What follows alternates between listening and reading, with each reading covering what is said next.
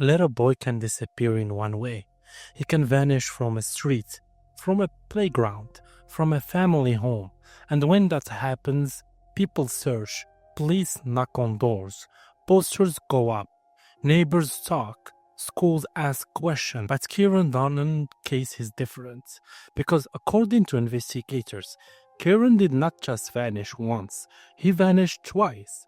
First, he vanished from real life. Then, for more than 2 years, he vanished from the system that were supposed to notice he was gone. No public alarm, no national search at the time he was last seen, nobody found, no clear answer. Just a little boy who was reported missing long after guards believe he may already have been gone. And that is what makes this case so disturbing. Because the central question is not only what happened to Kyran Durnin, it is also how did nobody know sooner? This is the story of a 6-year-old boy from Ireland, a child who should have grown older, a child who should have had birthdays, school days, friends, and ordinary morning. Instead, his name became the center of a murder investigation. And as of today, his remains have still not been found. This is the Kyran Durnin case. Before the headlines, before the murder prop, before the searches and arrests, Kyran Durnin was a little boy. In the photographs released publicly, he looked like any other child, small, smiling, wearing bright clothes. In one image, he's wearing a Spider-Man top. In another, he looks like a little boy who should have had his whole life in front of him. And that is the hardest part of this story, because this case is not just about dates, statements, searches, or investigation. It is about a child. Kyran was from Drogheda, County Louth in Ireland. He was 6 years old when guards believe he was last seen alive. 6. That age where a child still asks endless questions, still need help with the small things, still trusts adults to protect them.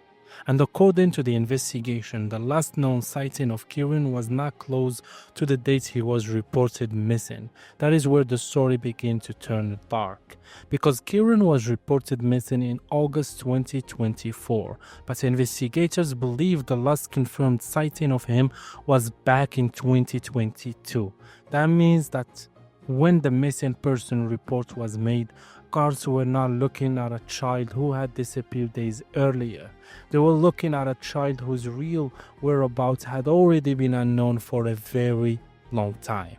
And that gap, that silence gap, is the heart of the entire case. In most missing child cases, the first hours matter, the first day matter, the first week matter. People remember what they saw. CCTV is still available. Phones may still have useful records. Witnesses still have fresh memories. But in Kyran's case, the alarm came long after the period investigators were focused on. Kyran was reported missing in August 2024. At first, the case involved Kyran and his mother. A public appeal was made. The obvious hope was simple: find them alive, confirm where they were, and bring clarity to the situation. But then, investigators located and spoke to Kyran's mother in the United Kingdom. And that changed the direction of the case, because even after speaking to her, guards still found no evidence that Kyran was alive, no confirmed recent sighting, no clear proof of life, no answer that closed the case. Instead, the situation became more serious, much more serious. By October 2024, the investigation was upgraded. It was no longer just a missing person case. It's become a murder investigation. Think about what that means. A child is reported missing, but instead of finding a trail from the last few days, investigators are pushed backwards, back through months, back through years, back toward a point in time when Kyran was still 6 years old. And then the question becomes terrifying. Where had he been all that time? And why had the alarm not been raised sooner? The last confirmed sighting of Kyran has been reported as being in 2022. Some reports refer to May 2022, others refer to June 2022. But the wider point remained the same. Investigators believe Kyran had not been seen alive for around 2 years before he was reported missing. That is what makes this case so haunted, because it means there was so long period where a child was absent from ordinary life, a child who should have been seen by teachers, by neighbors, by services, by people around him. And that absence become one of the biggest questions in Ireland. How can a child disappear for that long? How can a little boy stop being seen? How can the world keep moving while one child quietly slips out of it? According to reports, Kyran had attended school in Ireland. He had been in senior infant at St. Nicholas Monastery National School in Drogheda. It was reported that the school was told he would transfer to a school in Northern Ireland in September 2022. But the question later became whether that move was ever properly confirmed. Did another school actually receive him? Was there follow-up? Did the system check? These are not small questions, because for vulnerable children, school is not just education. School is visibility. It is a place where a child is seen, a place where someone notices if they are hungry, quiet, injured, absent, afraid, or simply gone. And in Kyran's case, investigators and child protection questions began to overlap. Not because the public knew all the answers, but because the case exposes a frightening possibility that a child could fall between systems and disappear into a silence that lasted years. By October 2024, Gards had reached a devastating conclusion. They had no evidence that Kyran was alive. That is when the investigation became a murder probe. From that moment, the tone of the case changed. The questions changed. It was no longer only, where is Kyran? It's become, who knew what happened to him? Where are his remains? And was there a cover-up? Guards have publicly said they believe that Kyran was killed in or around 2022. They also believe his remains were disposed to conceal what happened. That is careful statement. It does not give every detail. It does not name a convicted person. It does not explain exactly what happened inside the room, a home, or a hiding place. But it tells us the direction of the investigation. Guards believe Kyran is no longer alive. They believe someone knows why, and they believe someone knows where he is. That is why this case is so painful, because without Kyran's remain, there is still no final goodbye, no full forensic picture, no grave, no place for people to say, he is here. Instead, there is a child at the center of a murder investigation who remains missing. And for his family, for the community, and for investigators, that absence is still speaking. After the case became a murder investigation, searches followed. Homes were searched, land was examined. Investigators looked for any trace that could help explain what happened. In cases like this, searches are not only about finding a body, they are about finding a timeline, a fragment, a mark, a phone, a memory, a detail that makes one version of event impossible and another one stronger. Every search has a purpose. Every old address matters. Every person connected to the child becomes part of the timeline. Where did Kyran live? Who saw him? Who said they saw him? Who gave statements? Who gave information that later did not match what investigators found? Those are the questions that slowly build pressure in a case like this. Because when a child is missing for years, the truth is rarely sitting in one place.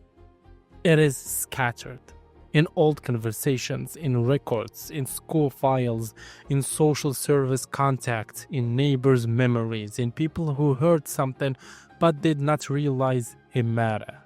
And that is why guards have continued to appeal for information. Because someone may have a small piece, a detail they dismissed, a comment they remember, a movement from one house to another, a date that never felt important at the time. But in case like Kyran's, the smallest detail can become the key. The question that haunted this case was simple. How? How could this happen? How could a child be last seen in 2022 and not being reported missing until 2024? How could a little boy disappear from school records, family life, and public sites? How could nobody raise an alarm that reached the right people at the right time? These questions spread far beyond one family.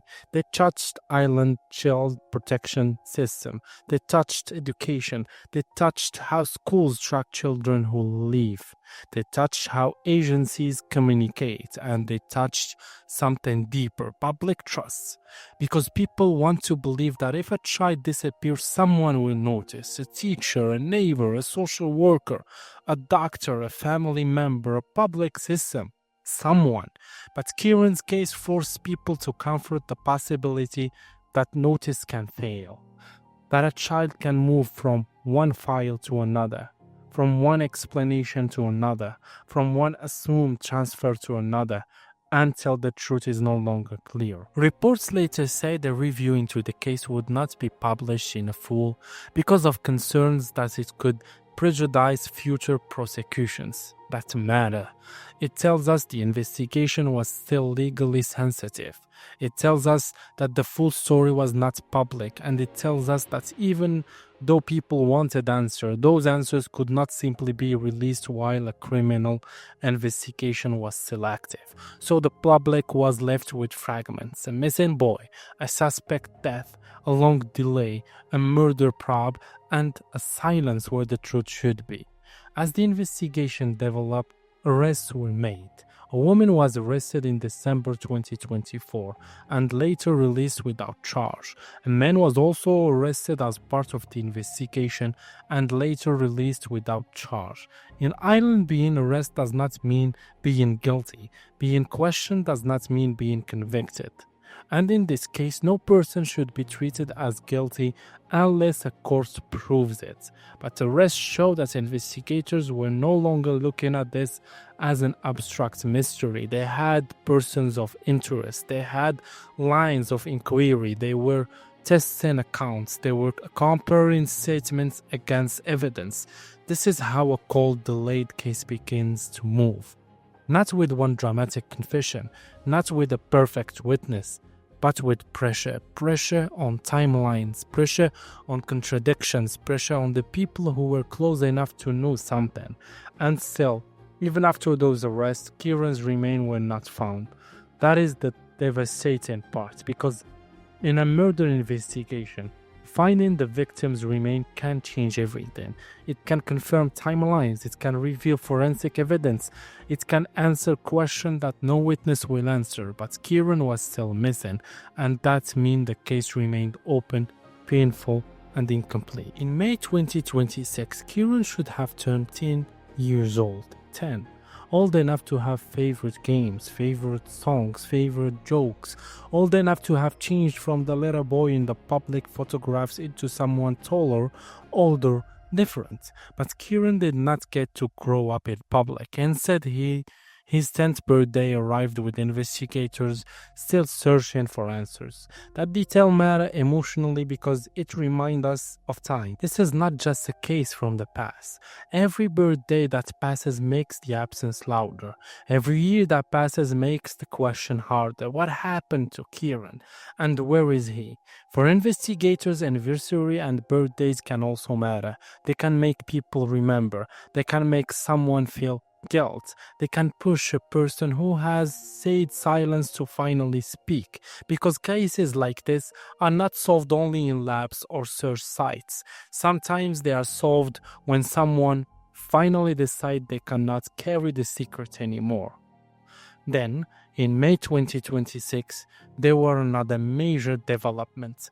A woman in her 50s known to Kyran was arrested in connection with the murder and disappearance investigation. Guards also carry out activity connected to a domestic residence in Drogheda, County Louth. The arrest was significant because it showed the case was still moving. This was not a file left on a shelf. This was still an active murder investigation.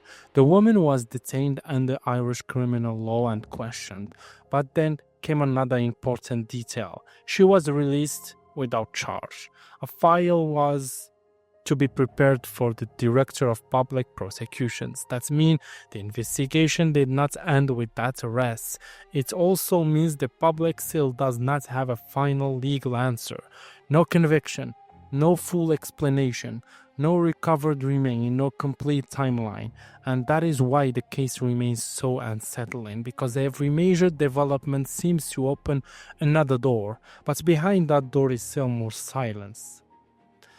At the center of the investigation is a missing timeline, from the last known sighting in 2022 to the missing report in August 2024. That gap is everything.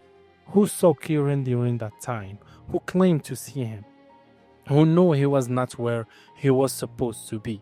Who helped explain away his absence? Who stayed quiet? And most importantly, where is Kyran now? Guards have repeatedly appealed to the public for information. And in a case like this, information does not need to feel dramatic. It could be something small.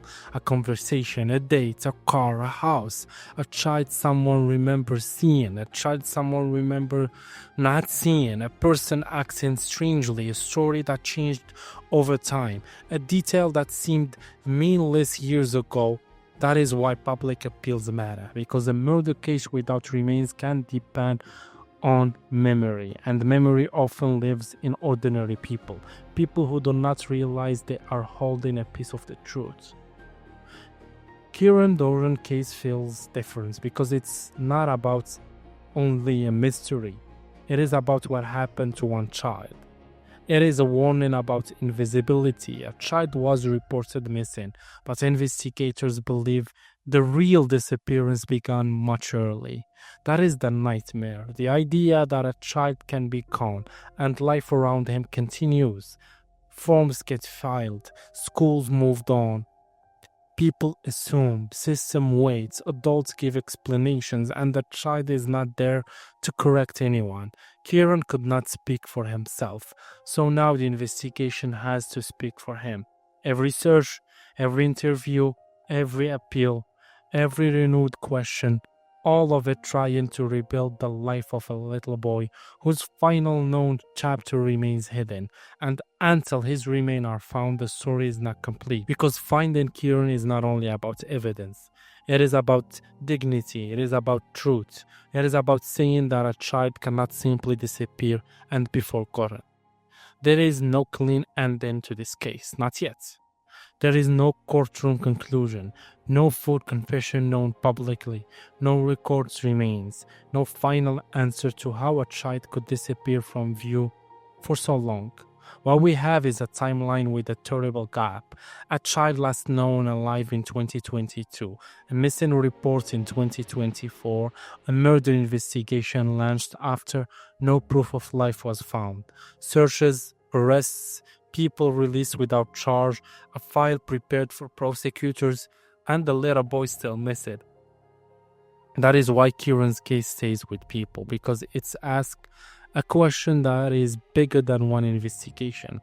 When a child disappears, who is responsible for noticing? And when the alarm comes too late, can justice still catch up? For now, Kyran Durnin remained the little boy who vanished twice. Once from the world, and once from the system that should have seen he was gone. But his name has not vanished. If you know anything about Kyran's disappearance, no matter how small it seems, contact the Gards or the relevant authorities in Ireland. This video is for documentary, educational and news commentary purpose only. Everyone discussed in connection with this case is presumed innocent unless proven guilty in a court of law. This story is based on publicly available reports and official investigation updates available at the time of recording. Kyran was a child, and his story deserved truth, care, and justice.